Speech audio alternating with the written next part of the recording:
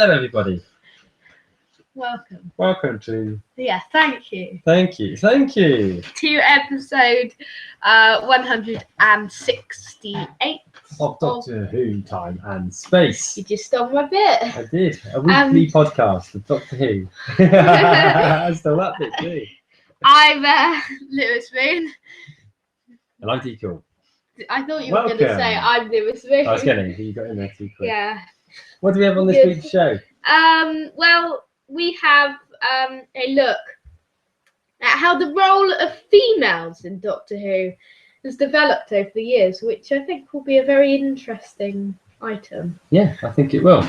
We'll also be giving our feedback on the second Christopher Eccleston Doctor Who story called The End of the World. Yes. Yes. You don't even know the name No, of it. I forgot the name of it. But there we have it. I got there eventually. Okay. We have some more news. Well, very little news, but we'll be pressing the magic randomizer, Ace. He always says that. And we're going to be playing another round of Who to Face. Who to Face, Ace. Who to Face, Ace. Maybe it will be an Ace story. Maybe it will. Maybe it will. So, Mr. Moon, what have you been up to this week? Have you been doing anything very much? I haven't really been up to much, to be honest, this week. Not much Who related. I did listen to the start of a new audio, which I downloaded for only £2.99. Oh wow! You're getting quite a few of these audios now. Which one? Which bargain. It's called Embrace the Darkness, another Paul McGann and Indy Fisher one, which is the 8th Doctor and Charlie. Yeah. Obviously, you might know, guys, that India plays Charlie as the 8th Doctor's first audio companion. Oh, yeah. And so you've not started listening to it yet? Just downloaded it. I have started listening to it. Yeah. I've listened to the first part. I downloaded it a little while ago. Oh, I see. But I found out that there's like the first 40 or something. I don't know how many. Wait. 40. First 40 or something. So we'll find out. What's your rummaging for that? Of course, you're quite excited by the fact that Paul McGann is going to be at the London Comic Con. Yes, and we'll talk a bit about. Got a little bit of a news item related to Doctor Who at the Comic Con. Okay, but cool. I am very excited, and we are going to meet Paul McGann. That's We'll talk about the sort of photo shoots later on for people who are going to the Showmasters London Comic Con. Excellent. So, it's been such a long time, I've forgotten what it is you're looking for now. So, I'm just looking for how many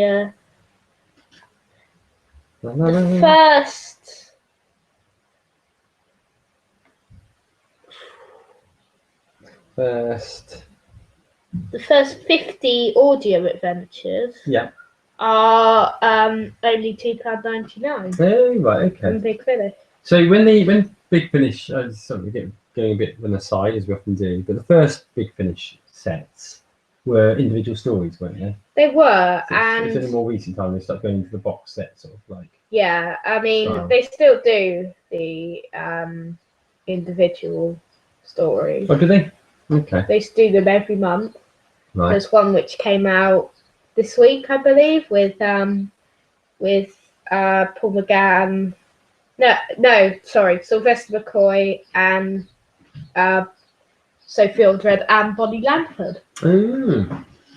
Bonnie Langford. No. Yeah, so that's interesting. So have you watched any other things this week? Well, not really, because you eventually got to the end of Ghostlight, didn't you? So that was probably last week. I did. Yeah.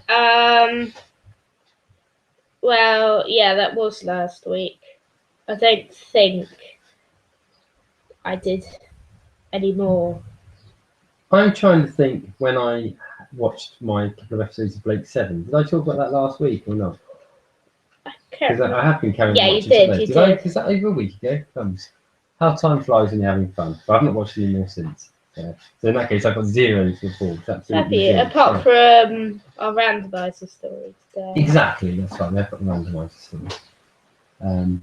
which we'll come on to a bit later when we talk about We it. will. So, is there anything else that you've done this week you're going to report on?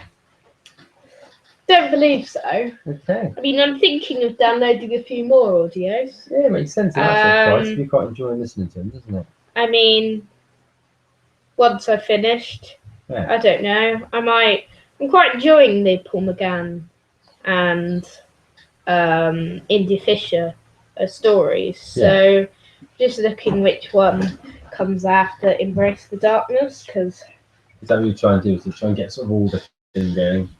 yeah. Do the stories sort of tend to follow on? Do you think, or not really?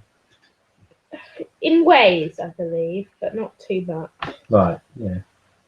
Maybe I should listen to the first one with Indy Fisher in it, actually. Do you find would it be a fair criticism to say which is the well, unfair criticism? Okay. I with the Daleks. Yeah, I know. Most of them don't. Which is cool. Which ones hardly introduced in any of the whether she was sorry if this is boring you viewers. Me looking at this. They could see you viewing it, wouldn't they? They'd see that look of pure concentration on your face. They could. Yeah. Let's see.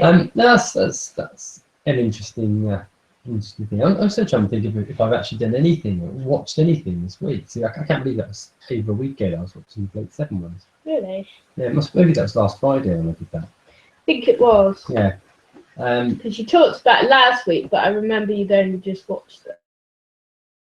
Last Friday. I know that. I've mainly been playing on the Football Manager game. I think that's what most of the evenings. Yeah. That as soon as you start playing games like that, it just completely dominates your life, and that's it done then. No more life. Just games. Just games. Yeah. So, do we have any other news? We haven't started the news yet. Haven't we started the news? No, we haven't yet, have we? Oh, it's because we went on to Big Finish stuff. Yeah, I know. We just went on to a big tangent. So, have we got any more tangents? So, the news. Time for the news. The top story in the news this week is that Chris Chibnall will be joined by one of season 11's executive producers, Max Drevens. So Chris Chibnall will not be the lone executive producer of Doctor Who, and Stephen Moffat departs as showrunner after the 2017 Christmas special. The BBC just announced on Twitter that Max Drevens will be joining Chibnall at the helm of Doctor Who Series 11. Here's the tweet, but which for unknown reasons has since been deleted. Mm-hmm. BBC Studios Wales announces Max Drevens to join Chris Chibnall as executive producer on Doctor Who Series 11. This was by the Doctor Official. Okay.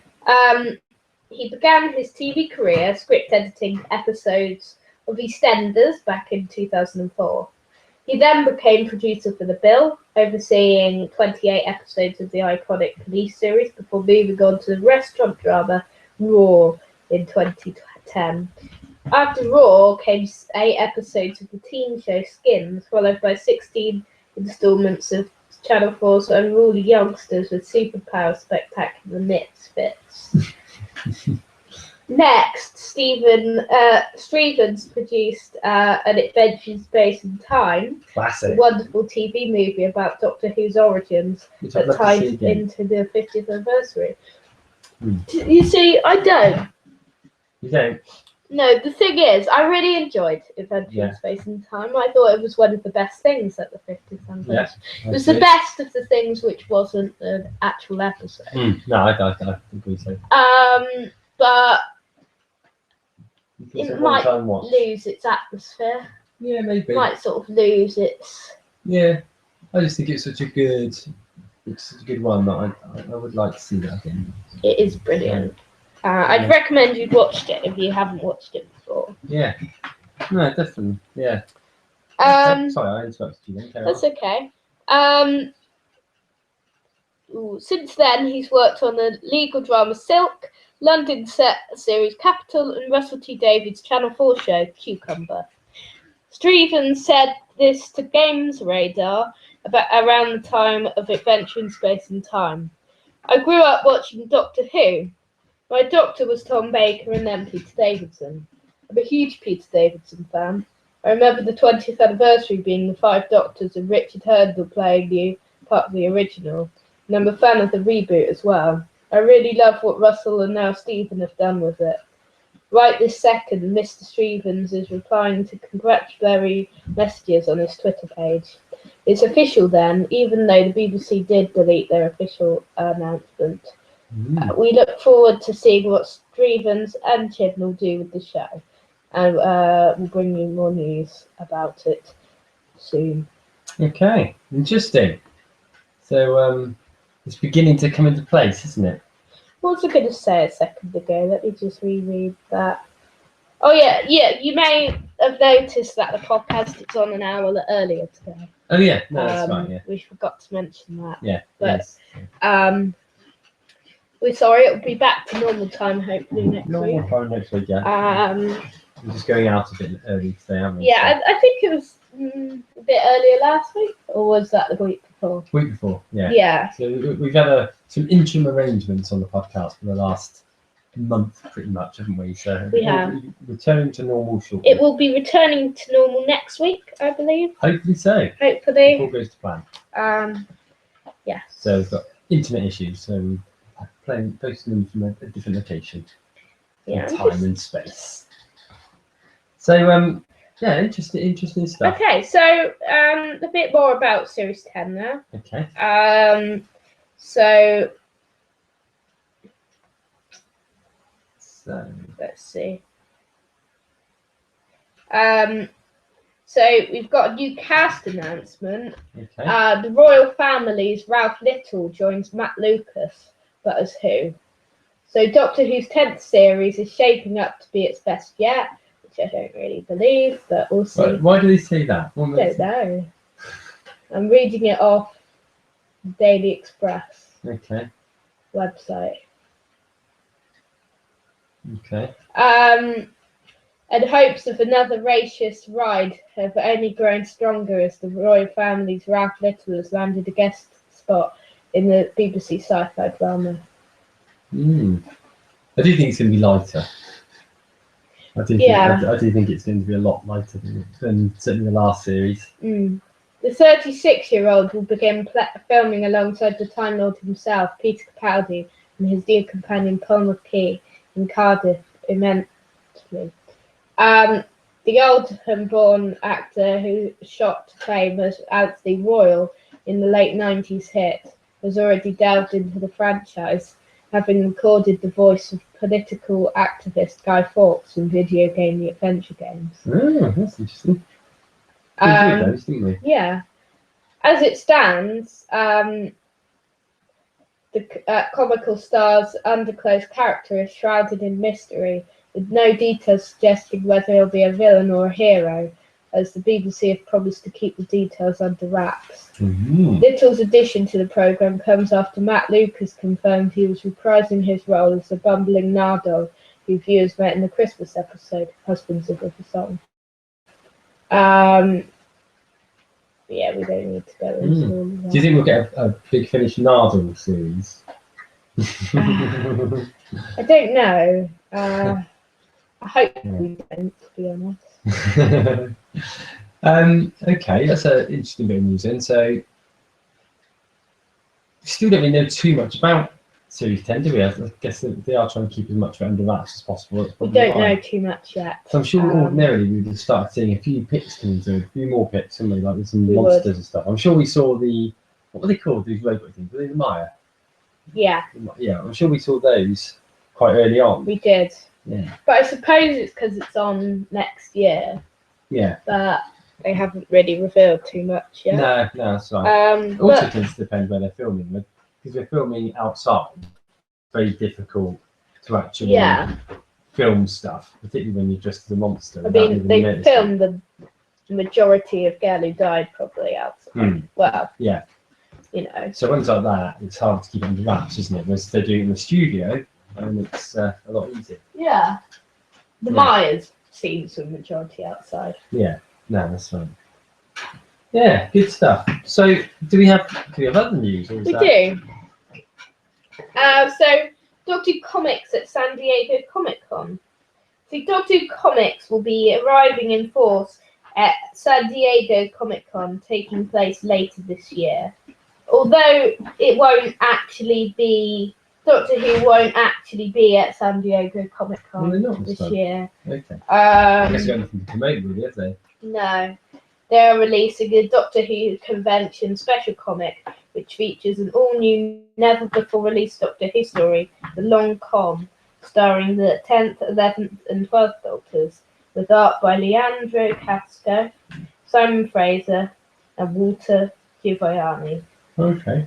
The convention special comics comes with 2 covers to collect by Alice X. Zhang and Simon Fraser. Brilliant. This special also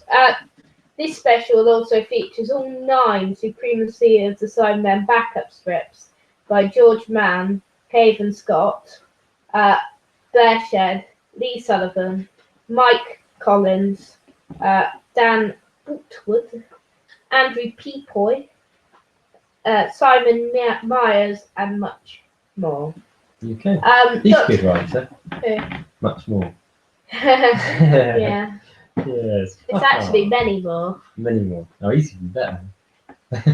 He is. Yeah.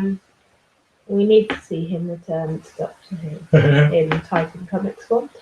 Okay, so Doctor Who fans attending this year's San Diego Comic-Con can purchase the special comic at the Titan booth, number 5537, alongside Titan's range of Doctor Who comics and collections. Titan also has a panel packed with exclusive reveals, never before seen artwork previews, and Doctor Who guest writers Paul Cornell, George Mann, Cavan Scott, Rob Williams, and Doctor Who editor Andrew James will reveal upcoming plans for Titan's Doctor Who comics, then take you behind the scenes of Titan's convention special Doctor Who comic, created especially for the show. Yeah. This panel will take place on Saturday at 3:30 p.m. In room 5AB. Do we know when the San Diego Comic-Con is? What date? 2 weeks, isn't it? It's like next week. Oh, is it? I Okay. think. Anyway. So it's always it's one of the really big ones, isn't it, San Diego? Game of Thrones is going to be there. They certainly always do quite a big one. Although it's always a weird time for Game of Thrones as well, because there's not really too much that they can really do. They tend to talk a little bit about the previous season. Yeah. But there's not too much they can do. Do they reveal? Well, they can't do more because it's on a bit later this year. Yeah. We apologise for that noise. That was a bit. Yeah, they do have some good panels on. There's normally Walking Dead usually there as well, I think. Yes, they are. Have you seen it this time? Who else is going to be there? No, I know there's a Simpsons one. Is it? Oh, wow. Oh, that's interesting. Yeah. Okay. Anything further to say on that particular item? Not really. On that particular news item there. Okay. Bit of Comic-Con news next. You may know later on in the month we are going to the London Comic-Con. We are. By Showmasters on the 29th to 31st of July, but we'll be there on the 31st. Yep. So if you have any autographs for us to sign, okay, well, we'll come out. We'll happily do them. What if you're fans of the show. What are the big names then that people can expect to see at the London Doctor Comic-Con? Who related? Or? Yeah, just go to the Doctor Who ones. So the guests Doctor Who related are Paul McGann, Colin Baker, Sylvester McCoy, Bonnie Langford, Fraser Hines, Michelle Gomez, and Roberta Tovey. Okay. Excellent. And then you've got others as well, haven't you? Like you've got the woman from Game of Thrones that played the witch. Faye Marseille. Faye Faye Marseille, Marseille, yeah. who played Shauna That's right. Yeah. in Yeah. Doctor Who. And I'm sure there's probably other people there that have been in Doctor Who as well, Yeah. I would imagine. But sci-fi related, and people may be interested by Mhm. these guests, maybe. Let's see. People who like Game of Thrones. There's a few guests there from Game of Thrones. Jack Gleason. There's Daniel Portman, who seems to be at like every It Comic does, Con. yeah. Christian Nyan, Uh-huh. Gemma Whelan, Joe Nafaru, Ellie Kendrick, Natalie Atina, Kay Alexander, Faye Marseille, and Sam Coleman. Ah, So cool. those are all Game of Thrones. Yes, that's going to be good. Also, Walking Dead, there's Laurie Holden Just the one, isn't it, from Walking Dead at the moment, I think. at the moment. Yeah. Star Wars, there's Quite a few from Star Wars, if I remember rightly. Dave Prowse, As always. the load of other back guests, as well as someone else. Pretty much every Comic Con we've been to, Dave Prowse has been there, hasn't he? Even the I one at know. Broadstreams there. I know. Also, there's Hattie Haybridge from Red Dwarf going to be Oh, there, of course, yeah. and loads of others. Yeah. So you can check those out in the show notes at misslivesmeventures.com. So we're meeting Paul McGann. That's him, isn't it? Yeah. And there's been some special TARDIS console photo shoots announced for those who are going or may be interested. Oh, I haven't booked them yet. I need to do that. Oh yeah, I need to do that quick. get that quickly. Yes. So you can get on the Saturday, if you're going on the Saturday, you can get Paul McGann with the TARDIS, or Sylvester McCoy with the TARDIS for £25 each, Okay. and Sylvester McCoy and Bonnie Langford with the TARDIS for £35, and Sylvester McCoy and Paul McGann with the TARDIS for £50. On the Right. Sunday, Paul McGann and Sylvester McCoy again with the TARDIS. Michelle Gomez with the TARDIS for £30. Mm-hmm. Sylvester McCoy and Paul McGann with the TARDIS for £50.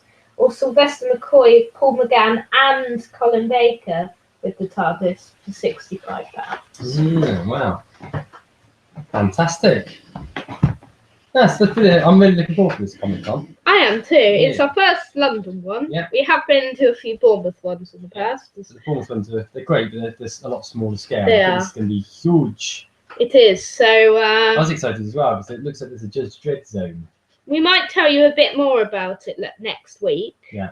But What just we a will- reminder, because next week will be the final, What we will no doubt do is we will no doubt make a video of our Yes. time up there. And there'll be a special podcast which has been recorded in London the day before. Yeah.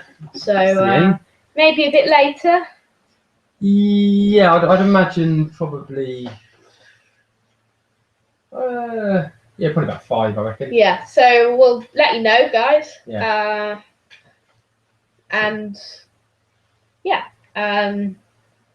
We'll be doing a special. So next week will be a normal podcast, and then the week after we'll be doing a special live podcast in London. Yeah. So Exactly.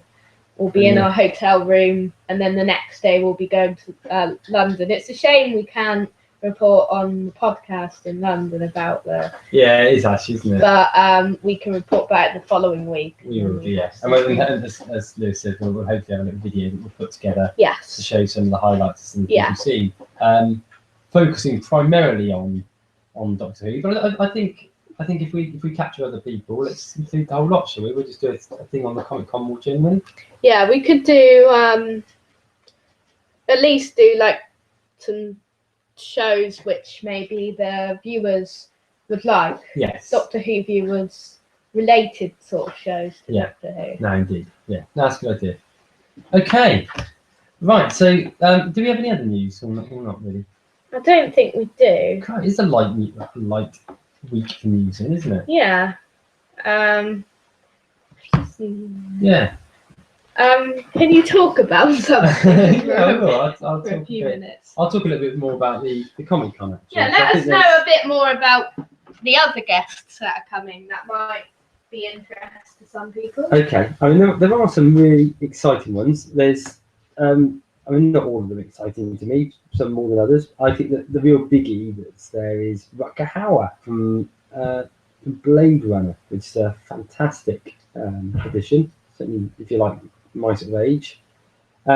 We've got Hellboy's going to be there. We've got numerous people from Star Wars, including the Emperor, which we're quite excited about. News, actually, we're going to sit and watch Return of the Jedi tonight, so that'll be good. We've got Alden Henson from Daredevil, which is another really cracking series. I've only seen series 1 of Daredevil so far, but look forward to seeing the second series. So that's really cool. Who else do we have? We have the guy with the mask from Mad Max 2. That's pretty good. Another really cracking set of films there. Numerous Star Wars people. So Boba Fett's going to be there, for instance. Oh yeah, I R2-D2. forgot about him. And R2-D2. Yeah. Oh, the other Doctor Who related one, which I'm not sure you mentioned earlier on, was Roberta. I did. You did mention her, did you? Okay. Who else we got? Let's see, numerous Star Wars people. But we won't go into all of them now. And also a lot of comic artists. So I'm pretty excited by the fact that Carlos Esquerra is there. Yeah. Who was a big sort of 2000 AD artist. We may have a little bit of a sum up for those people. Those people that didn't. Those people who are there, an updated list. Yeah. Whilst the day before in London. Yeah. I mean, it's a shame that Finn Jones, Jessica Henwick, Isaac Hempstead White, Sam Neill, Matthew Lillard, and a few comic guests, and a few more as well, have been cancelled. Oh, I see. Oh, so that's Bram, wasn't it? Yeah. I didn't realize it's cancelled. Oh, yeah. Okay. All right. No, good stuff. We'll look forward to that, and no doubt we'll get. I imagine there'll still be a few more names to add to that, don't you? I guess so. I mean, the schedule will probably be announced this time next week or something. Yeah. So. Yeah. No, I hadn't realised that Bran had cancelled. I thought earlier on when you read the name out, I didn't remember who's mentioning him. Okay, so cracking on then from the news. What does that take us to next? It takes us to our main article this week, which is our discussion on how the female role in Doctor Who, as a companion or a supportive cast member or something, has developed over the years. Okay, so we started having this idea, I think primarily last week, wasn't it? We were watching An Unearthly Child. Yes. And it became blatantly clear that the role of the woman in the old Doctor Who, original Doctor Who classic series, was primarily just to scream and be scared. I know, and that's sort of what they thought was perfect for the woman. Yeah. Yeah. As time has gone on, we're going to discuss about how time has developed with Doctor Who women. So, like, how in New Who they've become much more powerful. In our opinions, what we prefer. Okay. What we would prefer a more, a strong character to make that decision at the end. I think what with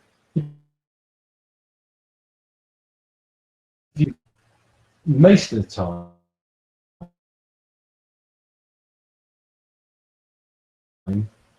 those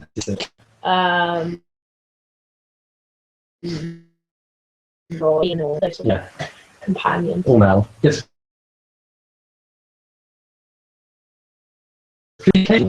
Such Liz, wasn't it? The first companion for John Pertwee, who was quite different from that. She was actually a lot stronger sort of character, wasn't she? In fact, she was a very strong character. She was one which quite easily could have fitted in with the new hero. She could have done. But she only had the one series. Now, I personally, I don't know the reason why she only had one I season. guess they wanted someone who asked questions and was a bit more like screamy and a bit more side to give the Doctor sort of more room. Yeah, I think so. I think in the old days they were meant to be nice to look at, and basically for the man character to solve the problem, beat my chest, protector, beat my chest. Yeah, I think that's what it was. probably was. Let's take it back to the very early days. Okay. We take companions, screamy companions. This was only really in the majority of Classic Who, I suppose. Yeah. Do you think sort of as Classic Who got on, the female role developed a tiny bit more? I think so. I think there are a handful of ones which are perhaps far stronger characters. Mel, Ace, Leela? Yeah, I wouldn't say Mel. No, sorry, Liz. Sorry, yeah. Liz, Ace, and Leela. Because Mel is probably as screamy as she gets, isn't it? Sorry. Yes, I think those are the ones. I think certainly, if you look at Ace. Yeah. Ace. She's sort of like the prototype, I think, of the New Who companion. She was, and she's very strong. Yeah. She's got guns and weapons and stuff. But I think that probably coincides with, it was part of the 80s, wasn't it? And perhaps by that time, equality was beginning to be far more prominent. I mean, so what do you think about Sarah Jane? I mean, do you think she's strong, or do you think she's one of the weak ones? I think when she came back, when she had her own series, and when she returned in Doctor Who, she was very strong. But I think if you take it back to her original run, she wasn't really that much different than any of the other sort of fairly weak. Tiny bit less screamy. Less than ones than like Victoria, for instance, was very needy, wasn't she? Mel certainly very needy. I remember that clip we watched on YouTube once, where it was the compilation of every scream of Mel. It was unbearable. It gave me a headache. It was unbearable. And certainly Susan was very screamy, wasn't she? She was. Barbara was quite screamy. But then you had others which, I mean, Zoe could be a bit screamy at times, could be, but she was also screamy, fairly intelligent. She was. So, I don't know, that was probably borderline. But I think it's just, I just think it's the way it was, to be honest. I think you just didn't really have that many strong female characters in those days. No. Because it was like a nice to look at thing. It was, and they didn't really. They sort of made the man the hero, as you said earlier. Yeah. Once we moved into the 21st century with New Who, when it came back, how do you think Rose differed to some of those classic companions? I mean, she's a little bit stronger. Do you think she was as strong? What do you think of her role, developing the female's first companion in New Who? I think it was pretty immediate thing, actually. She was immediately a lot stronger character, wasn't she? She was a lot more independent. So the episode we watched today, she was off walking around on her own. Yeah. I don't think I heard her scream once. Victoria wouldn't have been doing it. No, that's right. She would have done if she had to, though. Yeah. But it's just reminiscent of the time. And really strong was on top. Yeah. And really all the leads that we've had. So it's Rose, Mark. Let's pause a second. Yeah.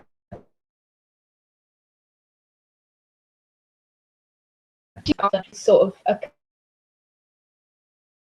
it's a bit more, a back. Do you think she's still a character?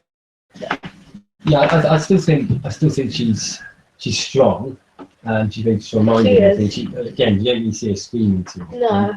The only thing they did bring in, and they did it with Rosalie, didn't they? Once David Tennant came in as a doctor, she is very weak when it comes to the doctor, so it's all like butterflies. The doctor doesn't fancy her, but she fancies him. Yeah, that's right. So that they still do that sort of stereotype, but you wouldn't get like Vicky having a crush on William Hartnell. No, thank goodness. Or Dodo or something. That would have been horrible to watch, wouldn't it? But it definitely is. It's something which I think each of the companions since its return is strong. Yes. I mean,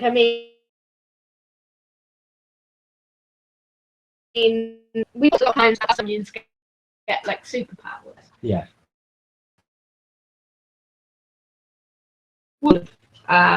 Doctor Who. And giving companions superpowers. Yeah. I don't think it's needed at all. In fact, actually, I could go actually it's detrimental because what rather than being showing me the strong female character, it's instead indicating that they're strong because they've got these superpowers. I mean, yeah, like Dr. Donna, The Impossible Girl, Bad Wolf. Yeah. We were glad kind of that Martha didn't really get a superpower. Amy to much extent did. Yeah. Kind of. But not as much. Well, she was an important character, wasn't she? Because of the whole crack thing and yeah. You know. But yeah. What would you let's ask you this question slightly different then. What do you prefer? Do you prefer the old style with the screamy companion, or do you prefer the style we have now with some important role? I do prefer the important role. Yeah. I do really like. I don't like the superpower element like you. To an extent, I don't like it. I think it sort of lessens the impact of the actual character, like as a character and not with their superpowers. But I think I do prefer the new Who companions. They're more developed. I like that. I just think Doctor Who, the thing is now, in the old days, companions, this is kind of going on a tiny bit of a tangent. Companions used to stay for like one series. Now they stay for like 3 series. I think Doctor Who evolves around change, doesn't it? Yeah. One of the reasons maybe that Series 9 didn't get as many viewers was because it didn't really have anything different from the past, from Series 8. It was just, you know, the same adventures with the Doctor and Clara. But Doctor Who needs to evolve around change, and I don't really like it when companions stay like Amy or Clara for 2.5, 3 series. Yeah. Yeah, I think you're right, because you did used to get like a 1 season wonder. Yeah, 2 series at the most, I think, should be a companion. Yeah, otherwise they're effectively often outliving the Doctor themselves, aren't they? They are. I personally, taking back to that question of what's better, the screamy old school ones or the superpowered new school ones. I think I would like to see something somewhere down the middle of that. Really. Yeah, I know. I mean, I think probably the ideal scenario is, in reality, although I don't like her, is the Donna type companion. And I think Bill will be more like a Donna type companion. Where it's sort of like the mate. Or actually, also, perhaps a better example of it is Rose, how Rose was with Christopher Eccleston. Rather than how Rose was with David Tennant. Yeah. Because as soon as Tennant came in, all the companions had to swoon up. Yeah. I hope Bill's character doesn't become too complicated when we get her. Too monstery. Like, do you think she'll be a 1 series wonder, or do you think Chris Chibnall will want to start afresh with a new companion? It's hard to say because we don't know what direction this series is going in, and we don't know what direction Chibnall's going to take it in. No. So I think it's easier for a showrunner to. Chris Chibnall will make it Game of Thrones. Good to yeah. It'd be easier for a showrunner to pick up on somebody else's companion than it is for him to pick up on somebody else's doctor. Yeah. I think Chris Chibnall, I think this may be the last Peter Capaldi series. I think so as well. Do you think? Series is usually the length. Is there any showrunner that's actually picked up a previous Doctor? I guess John Nathan Turner probably picked up the last Tom Baker's. Did, yeah. Yeah. By that time, it's sort of gone downhill a bit, hasn't it? Yeah. So maybe that's a good reason. Yeah. Yeah.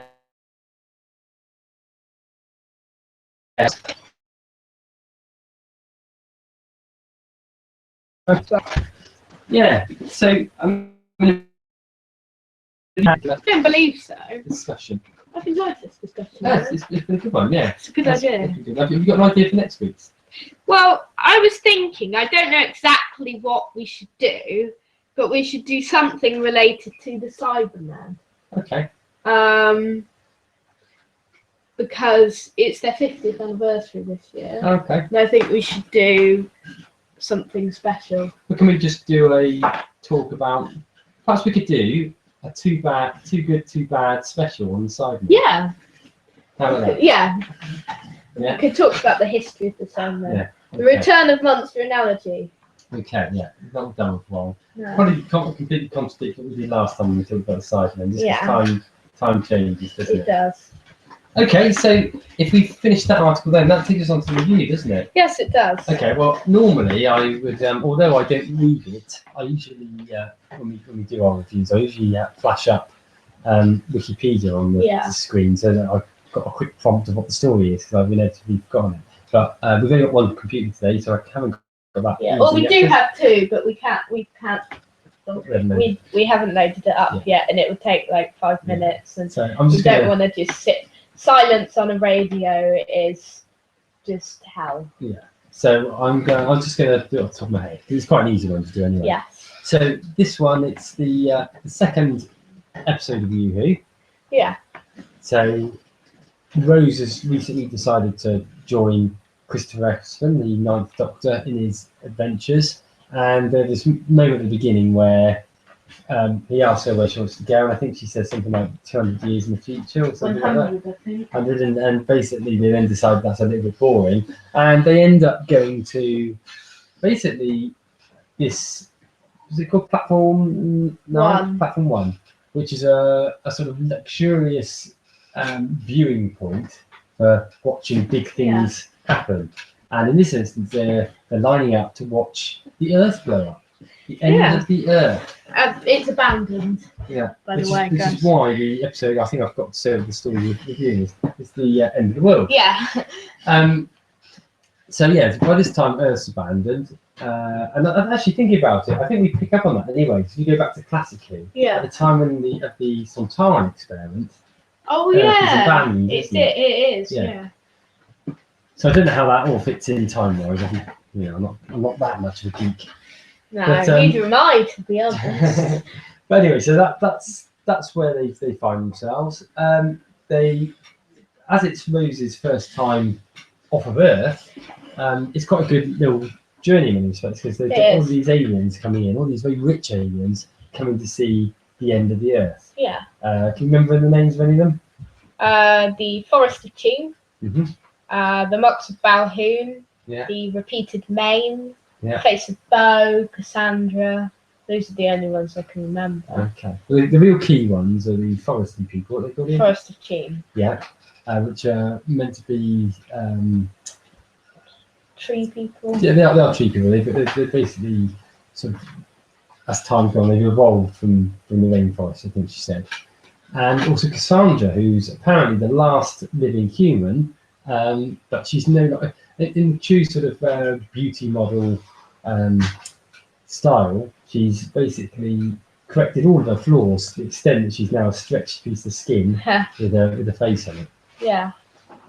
And So they're waiting for this. It's half an hour to the end of the world, and as they're sort of all stood around talking, offering each other's gifts, things start to go a little bit askew. They do.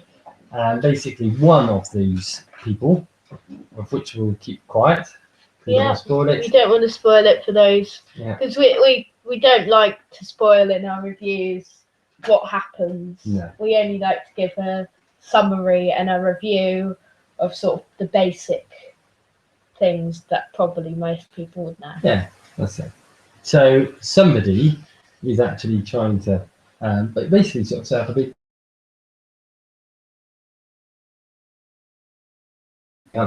Just on the. And, that's probably. Guess. You can. Like us, and you would know.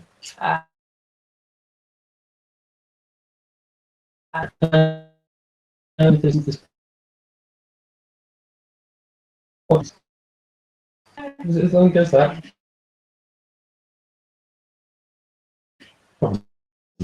Quite recently. So, what do you make of it? Because it's not necessarily one that is rated that highly, is it? I don't think, if I remember rightly, from the. Don't believe so. No. No, I really like this one. It's a very watchable episode. Yes. It's a very enjoyable one because it's good to see. Yeah. And it's a good story. Yeah, very watchable. I really.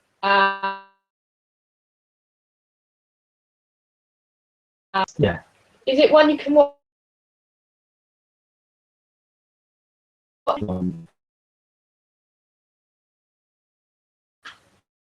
It's not like as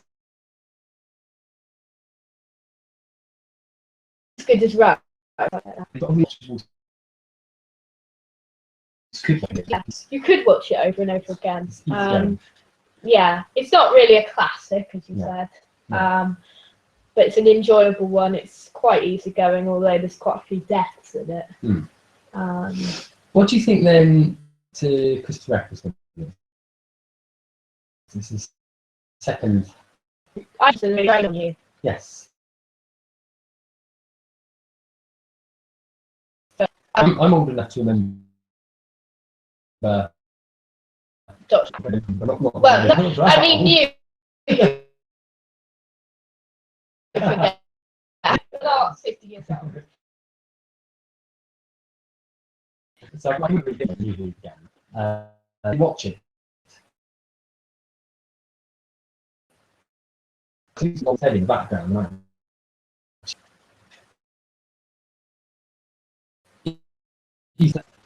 I still saw Doctor Who as being a sort of primarily a Tom Baker character. Yeah. Or Patrick Troughton. Yeah. So I didn't. It just didn't feel like the Doctor to me. And so you didn't really want to watch it. No. Were you a classic Who fan still then, like the Tom Baker ones? Did you still? The old ones, but I stopped watching Doctor Who.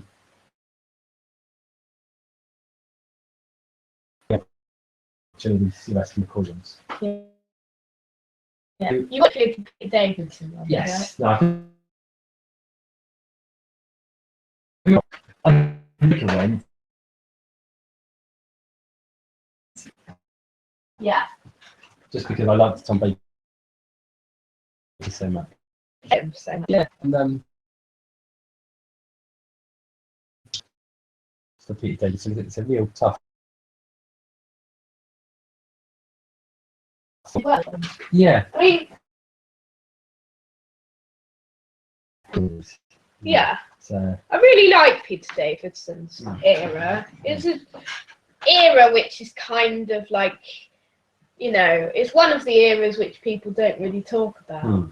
And apart from like the classics. But I really enjoyed his era. Whilst when I first watched it, think some of them I've only watched like once or twice Yeah. in there. So I'm looking forward to revisit some of the Fifth Doctor ones. And who knows, maybe they'll come up in the randomizer today. Maybe. Ace. So going back on track. So with Christopher Eccleston, it was a little bit like that for me. I found the first time we started watching something through, it took me a while to warm to him. Yeah. And then after a while, you realise actually, whilst he's not eccentric in the same style No. as say Tom Baker. Sort of a show off Doctor. Yeah, he is. You know, that sequence at the beginning when he's pumping up the years, and that look on his face, he's really showing off.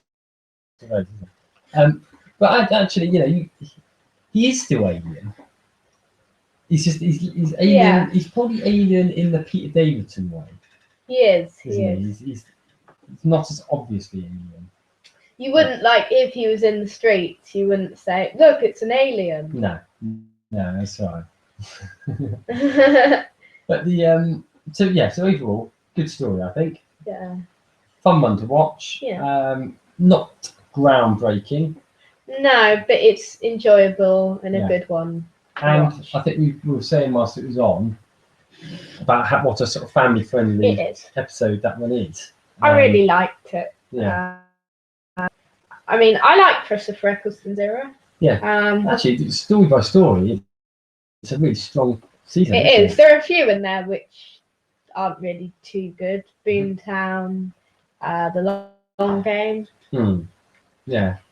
The others, though, I think, Yeah. probably are quite strong. Pretty strong, aren't they? Yeah. Anything else we want to say about this one? It's got the face of bow in it, of course. It has. You can't forget the face of her. Okay, well, the big question then. Too good. Too bad. Right.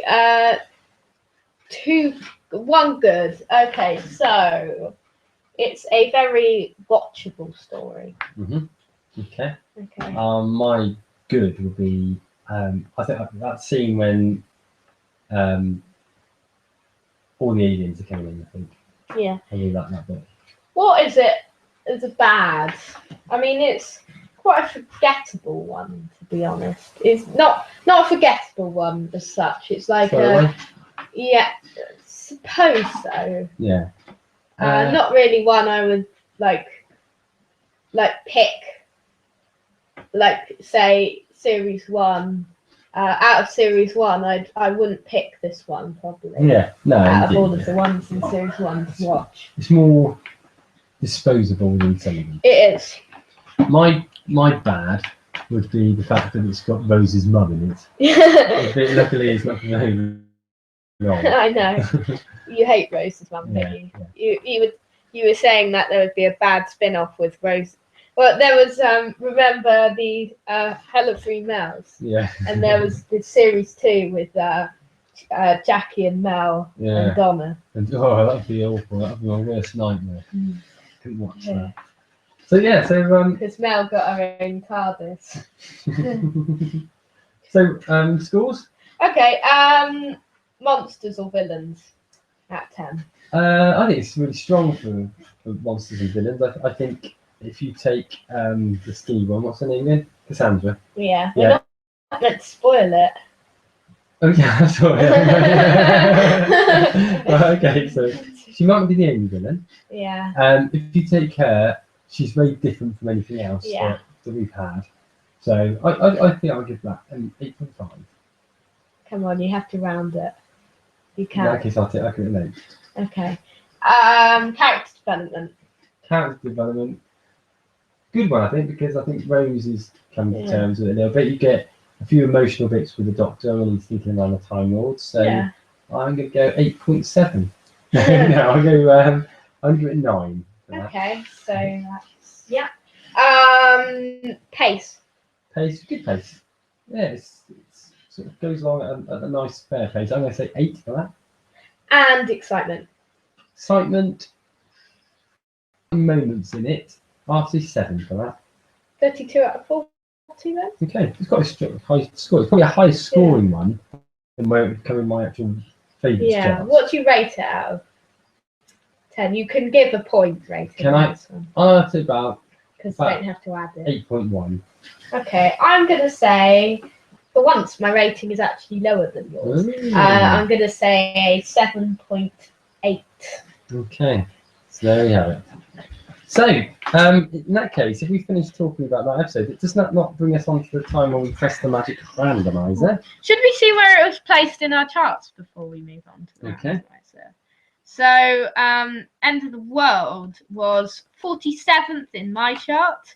So that would be 71 things that we've watched on the randomizer so far. Yeah? Where's oh yeah, 44th in D calls. Okay. So then, randomizer.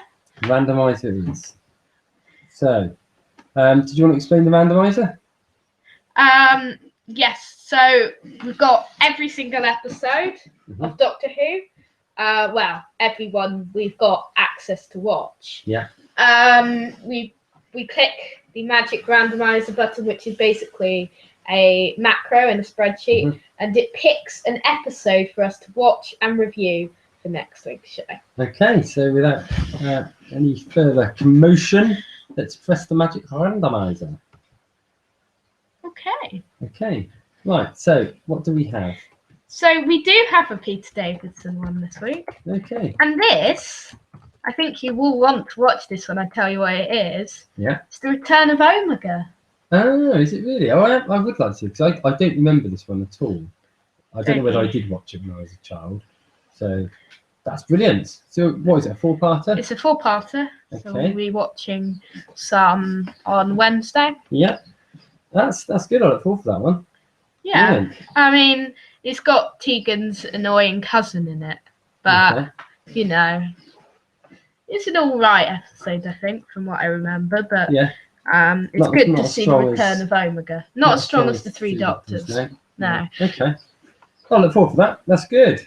So that's what we'll be talking about. Yes, we shall. Oh, in an hour, a week in an hour's time. Wait. Probably, aren't we? We'll be back to normal time. Oh yeah. A week's time with an extra hour next week. I thought you thought Comic Con was next week or something. No. Because it will be 2 weeks, 2 hours time, because we'll be doing it at 5 or something. Yes, that's right. Okay, so what's the final section of the show? So the final section is Who to Face. Do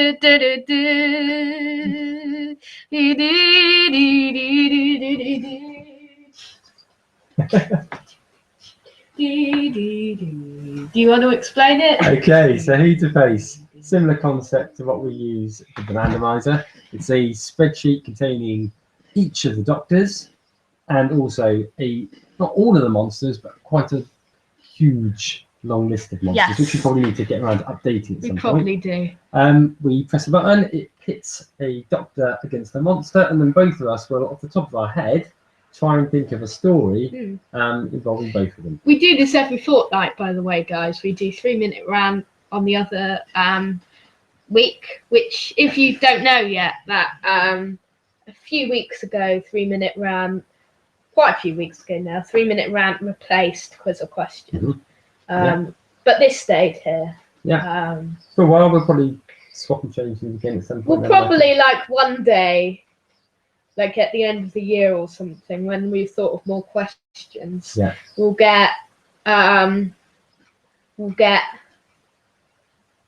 probably replace Who to Face with Quiz or Question. Yeah. Also in some new section, depending on what we come up with.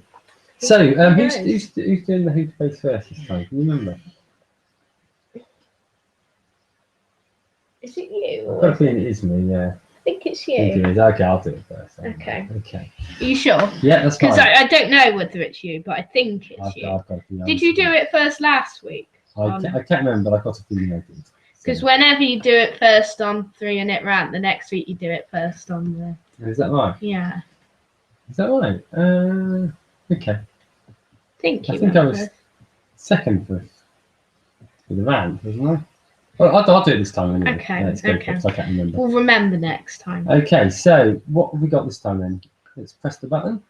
Oh, this is an easy one. This is a coincidence. And a coincidence as well, yeah. So we've got the 7th Doctor being Sylvester McCoy against Omega. Okay, so not only have we got After Infinity next week, we've got a Who to Face Only the story. So this is gonna come. And we said we'd do it. We said maybe we'll do a 3-minute rant with Asen later. Who to face with Asen later on, didn't we? Earlier on that's in right. the show. We did, didn't we? Yeah. Okay, so just give me a couple of seconds to think of something. Very well. Okay. I just can't stand silence on radio, so I'm just going to talk while So still doing it. randomly, yeah. Okay. Ba, ba, ba. Okay, this one is called. Sorry. This is going to be called Just filling the silence. The Doctor's Brother. Cool. Okay. And the Doctor and Ace traveling. They've gone to let's see. They've gone to an indoor market, and they're looking around at the market for goodies. Ace is quite bored because it's got loads of weird buddy-duddy stuff there, whereas the Doctor's getting quite excited by it all. And he then gets this emergency message to return back to the TARDIS. So they rush back, and there's talk about something tragic having happened to the Doctor's brother.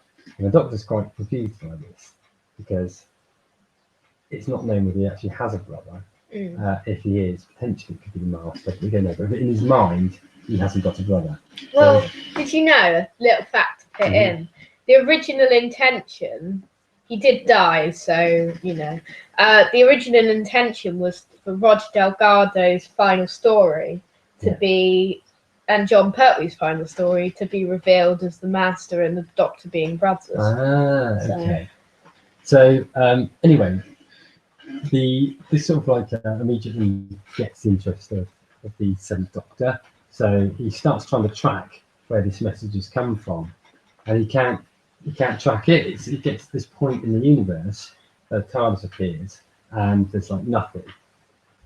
And it then occurs to him that actually he needs to cross dimensions. So he does some jiggery pokery, and one way or other, he manages to break through into an alternate universe. And in this alternate universe, he meets somebody that looks exactly the same as him, but he's less eccentric, and he wears very boring clothes. And the two of them sort of befriend each other. But then it becomes obvious that actually this brother of his isn't doing everything for the right purposes, and it's not actually Omega. Oh, because that would be the story of Arc of Infinity. Okay. Kind of. Oh, right, okay. It's not actually Omega. But what becomes obvious is that he's working to this other person. It's his boss, basically. So this person is working to where he's basically destroying the world gradually. The Doctor actually goes to meet the boss, and he finds that the boss is actually Omega, and he's controlling this universe through this puppet that he's created, and he's used the face of the Doctor as a sort of symbol of his hatred for him. Really. Cool. And basically, then the Doctor then is sort of battle of the minds between the Doctor and Omega, which ends with Omega being defeated and the brother of the Doctor melting away into nothing. Cool. Yeah. That's my story. Cool. There we go. Okay. Has that given you time to think of one for A yourself? tiny bit. Okay. I've got the basis. So this one's called The Rages of Time. Ooh. And it's a prequel to the TV movie, actually. Yeah. So the Seventh Doctor has just left Ace on Iceworld. Okay. And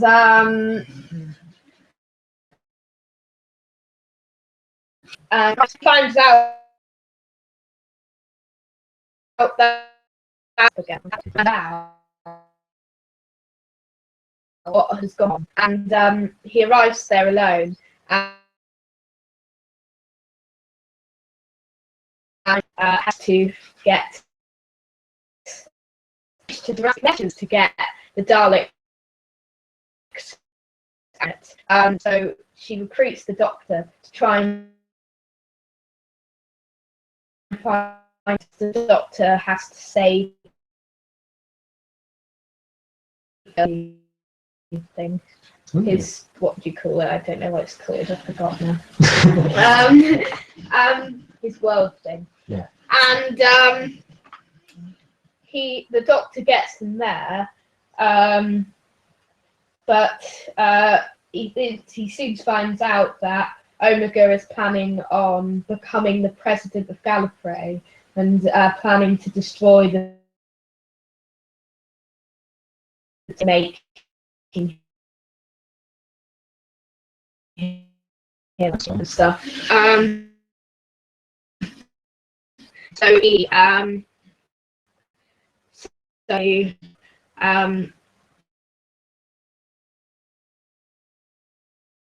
to try and destroy what happened in the events of like 3 Doctors and stuff. So we all know that. But then the 7th, sadly, Romana doesn't. She's just captured, dies. Oh, no. But Omega also dies. She risks her life. But then the 7th Doctor goes in his TARDIS and starts to listen to the radio and lands in 2000 in the year 2000. Exciting. So, yeah. The prequel to the TV movie is The Rages of Time. And meanwhile, Omega hides away somewhere, not to return until he comes back in the K9 movie, probably in 2017. Excellent, good story, matey. Enjoyed that. So that probably wraps up our show, doesn't it? It does. It wraps up Peter Face and the whole show. Excellent. So what do we have on the show for next week? So we will be discussing in a special 50th anniversary monster analogy, looking at how the Cybermen have developed through their 50-year history. Okay, we'll be doing a review of Arc of Infinity. We will be looking at the news. Hopefully there's news. Hopefully there'll be some news this week. We'll be pressing the magic randomizer again. Ace. And we will be doing the next round of 3-minute rants. Well, that'll be episode 169, by the way, guys. Good. So I hope you've enjoyed listening to it. We've enjoyed presenting it as always. Yes. Yeah, that's goodbye from me, Lewis V. And goodbye from me, Be Cool. See you next time, same time. Same space.